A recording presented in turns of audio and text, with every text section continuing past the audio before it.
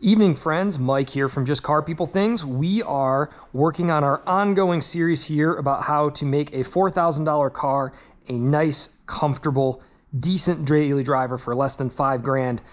We're now into this process here, and I'm about $4,500 into the car. It cost about $200. It was $4,000 to purchase. It was about $270 to register here because I had to pay sales tax, and I transferred a plate. And then I'm working through some other stuff, like I just put a new antenna on that was like $10, and I did some other little odds and ends. I bought some yellow fog lights. I've got a video on that, pretty straightforward, easy to do. But today was the day I got my first, what I would consider bigger purchase, about $130 or so, which is a new and replacement dash setup. Right now, inside the car, we have a single DIN, very traditional CD player. It's a single CD player, straight out of 2008. And we have the joy of the fact that basically these cars are all identical. So there's a company out there that will build you a replacement bezel and also a 9-inch Carplay LCD screen. So this is pretty nice. This is a big kind of improvement over what we got. There's some downsides to it. It doesn't have a radio volume knob or whatever else, but here's the cool thing about this. They give you not only the bezel that this all bolts to, but they also give you a backup camera, pretty decent instructions, some trim pulling tools, microphone, GPS antenna, and probably the best part about this is a fully baked wiring harness. This is plug and play. So all you have to do is pull the dashboard apart inside the car, which we'll show you how to do, remove some things, move some things around, plug everything back in together, and in theory, we should have Apple CarPlay after that. So it does even have a USB in, which will route through the dash. So hopefully this isn't the world's longest video. Hopefully this is pretty straightforward. I think it feels like it looks more complicated than it probably is. I'm probably lying. This is probably super complicated because it's from China and the instructions aren't very good. I mean, there's Chinese all over this. And of course it is for driving with fun, professional car tuning parts. So it feels very professional, and we'll go from there. But let's jump in the vehicle. I'll get some lights set up. I'll get the appropriate tools going, and we'll see if we can't get the interior apart, show you how this all works. All right, well, the first thing to do to take this thing apart is to remove the dash surround, and they give you some trim tools to do so. This actually just snaps in, this whole piece. Now, there is a risk, and you heard it kind of snappy cracky there. It's not supposed to sound like that, so just be very careful. It is common for people that have these and take them apart. It'll split. You'll break this piece. But you just kind of got to wiggle, and you just give it a little oomph, and you'll notice this piece just pops right out. Sometimes you have to use one of these pry bars. They actually gave you these two little pry bars. Not to say that I don't have any myself, but this just pulls away. And it's actually pretty straightforward to take apart from behind. So once you get this out, you're able to then look behind it and see how you remove some of the different connectors on it. And these are all pretty much plug and play, more or less. Some of them are a little easier than others, but you'll want to just pop all these guys apart.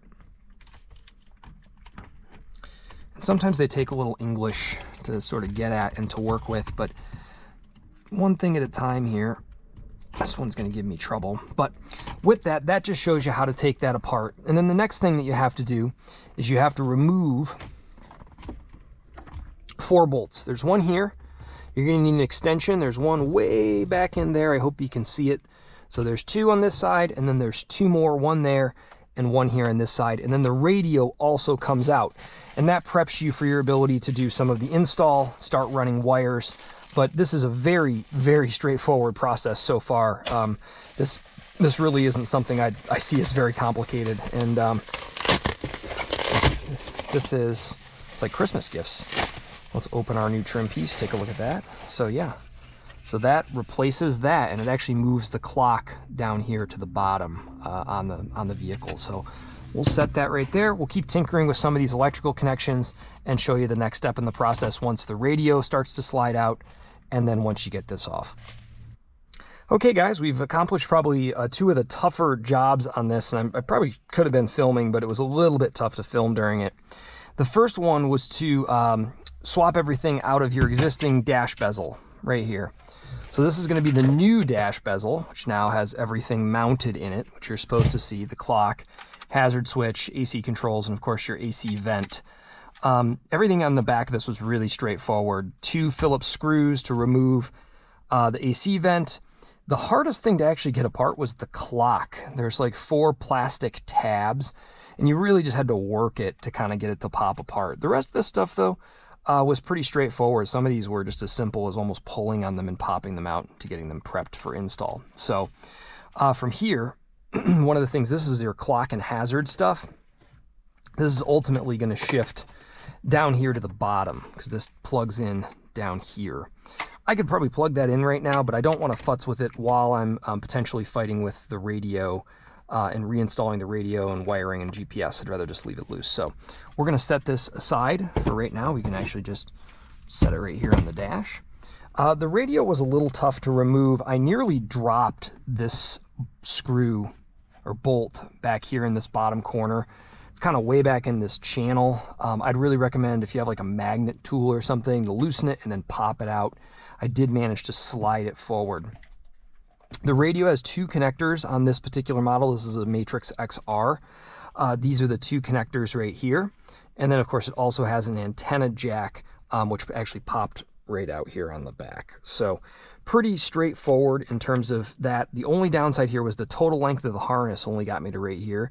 So I had to really scoot in and kind of work my way around to make that happen and pop this loose. But for now, goodbye 2008 Toyota radio. Beautiful vintage piece. I'm sure it'd be worth lots and lots of money on the internet. So the great thing is when you work inside a car, you have room to set all your stuff down and set all your kit down. So from here, we just have to look for a few things. This is our GPS antenna, which you will need.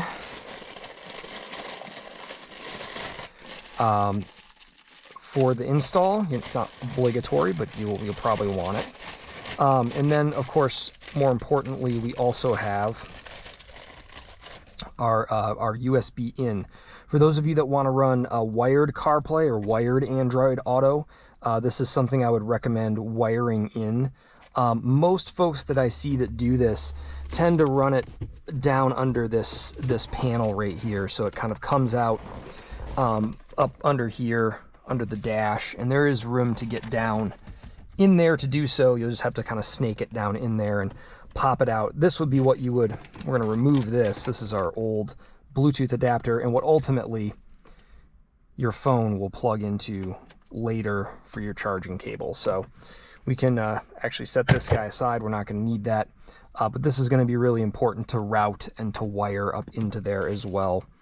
I've also seen folks, they've actually got 2 just in case you need them for USB ins, which is pretty nice. The GPS antenna, I've actually seen folks stick it up inside underneath the dash up in here. I'm going to probably give that a try. This is really easy to take apart, and so if I can have a super clean install and don't need to run this across the car and pull the A-pillar, I'll probably do that. I'm also probably not going to use the baked-in navigation on this really ever. The whole point of this is to have CarPlay so I can run things like Waze or Google Maps or some of these other services on your phone. So that's kind of a little redundant. You've also got some extra options as well here, and these are actually all labeled like amp control, subwoofer, auxiliary video out, auxiliary video in, RCA out. So like if you wanted to hook up like a full-on PlayStation to this thing, old school style, 3.5 jack in, these are all options for you. I don't even know if I'll end up using these just because I'm never gonna, 3.5 jack, now that you have Bluetooth and USB, nobody really runs this anymore. I mean, I'd keep it with the car. I might throw it in the glove box, but it's not something I think I'm probably going to need to use. This is the backup camera. I'm probably going to wire this. I'm thinking about wiring it. The car doesn't really need it. The Matrix is such a small vehicle that I don't think a backup camera is mandatory. There's really no blind spots behind this thing. But it does come with some wiring instructions. It does seem to be pretty straightforward to install. I don't know how high quality this camera is, so maybe we put that in, maybe we don't. We shall see. And then this is kind of the big kahuna here when it comes to parts. So we'll just do that right now. I'm guessing this guy is this guy, and I'm guessing this guy goes to this guy right here.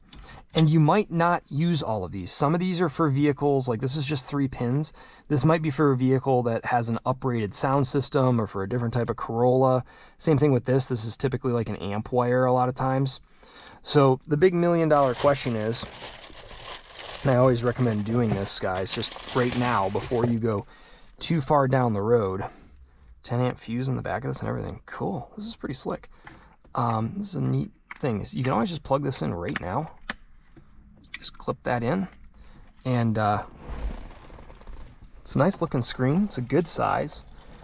With that clipped in theory, and I say in theory, let's see what we get. Oh, hey, look at that.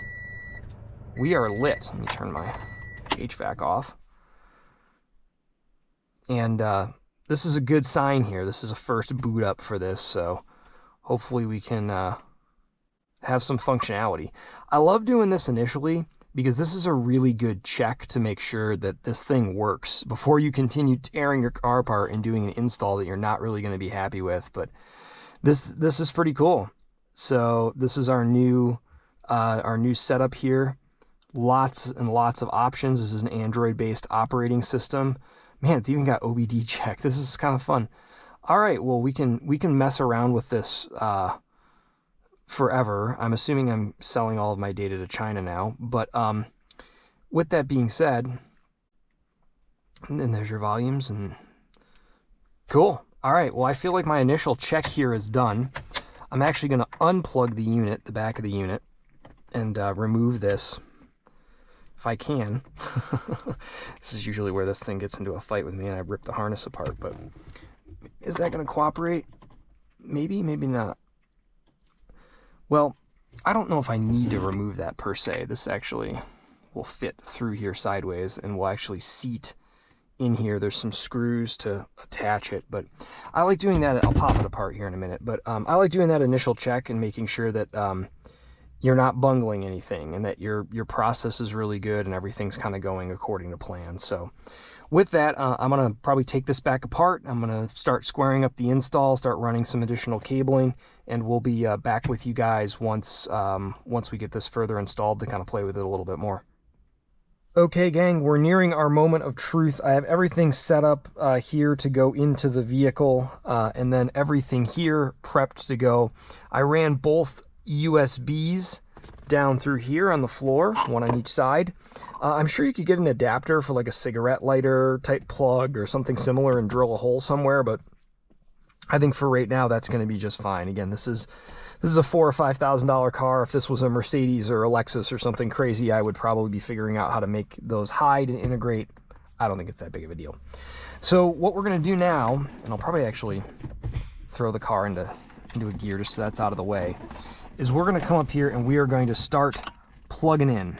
So I like to start from the bottom with all your plugs. And this is going to be your clock and your hazard switch. So let's check our hazards. Hazards are working. Good, good. And then over here is going to be some of our HVAC. Those are short though, so I want to take some of our longer plugs and I want to do those first. And I can actually kind of carefully rest this here on the shifter.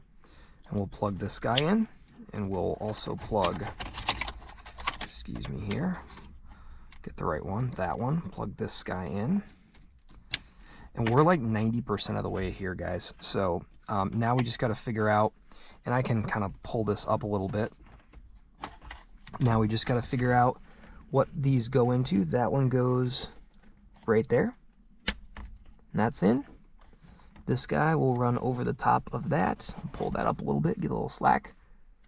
That guy goes right in there. Okay. And then I think all we've got left is the antenna, which is hiding somewhere in here. Did that fall down? Where did that go? Right there. You gotta make sure you don't miss anything. The antenna one's particularly short, so I think this guy's gonna be last. I might not even be able to get that on camera just because I might need to kind of wiggle in here a little further. But let's connect our HVACs over here. Both of those are in. So now all that's left loose is the antenna. So we're going to clear our turn signal stalk, come around here. I also, actually, I'm forgetting this. I can almost let this hang here. It's probably not the greatest idea, but I'm forgetting my GPS install as well. And I don't know if this crossbar needs to get cut out of here. We'll have to figure that out here momentarily, but let's for the moment start by just tacking this up underneath the dash, up under there. I think that'll stick there. And we'll go from here on getting that antenna in. So sorry about the... I just gotta get that squared up. And I'm gonna have to fight with this for a second. You'll find a lot of interior work on cars is literally just fighting with stupid stuff until you can get something to do what you want it to. I think I just got it. That feels right. Yeah, okay. So I think we're good. But let's try to... Oh, we got a loose cable down here. Let's try to tuck all this stuff back behind the dash. And I think we're in a spot right now. So before I slam everything together and start jamming on things to sort of make it snap together, let's do a second check here of everything. There we go. Cool. All right, well, let's see if we can tune into the radio here. See if this works. Oh, yeah. These are all, oh, yeah, you can just, see what we get, so...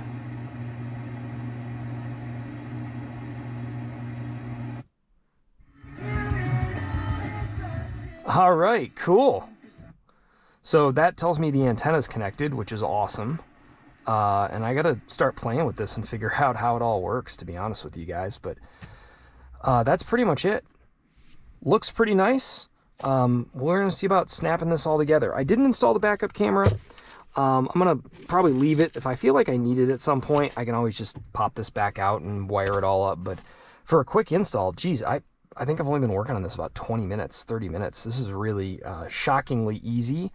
I'll need to reset my clock and do a few other odds and ends and just get this thing snapped together. So let's go from there and see if we can't just push it in, if it's gonna work. And I don't know, maybe we're catching on something. So I don't know for sure if we need to remove that center component in there, if this will all clear on the back side of this. And maybe I needed to run some things above this. So let me tinker with it a little bit. But we are working, we are running, and so I appreciate you guys watching and following along. It's a really easy vehicle to work on so far. So we'll keep going from there. Okay, so I figured out our issue with installing it. The radio, there was that little plastic crossbar across there. The antenna needs to go above that and route through where the clock used to be. Otherwise, very easy. I just basically got it into position and went whack, and it just snapped itself in. Everything still works. All my gauges, all my buttons. I'm not an accessory right now. But we can do our moment of truth here. Plug my handy dandy USB cable in. There were 4 small screws on the back of this, 1, 2, 3, 4, and they just threaded right in, and that's what actually holds this into place, plus it's flush fitting. So we can plug our phone in here and see what we get. So we'll have to do a little bit of work to figure out how CarPlay works exactly with this setup, but I think we're close. My phone's taking charge right now, so that means it's definitely got some level of connection, and we'll go from there on figuring out exactly how all this stuff works, whether it's CarPlay or CarMate, or I don't know what CarMate is. I've never heard of this one. Oh, this is kind of cool. Data logging. So when I do silly stuff. But clearly got a bunch of apps, clearly has a bunch of different settings, and gives us some opportunity to do kind of some cool stuff with the car. So we have CarPlay. It's magic. Grand total time invested here about 30 minutes, 40 minutes. Very, very simple tools. I used a pair of needle nose pliers to release a clip.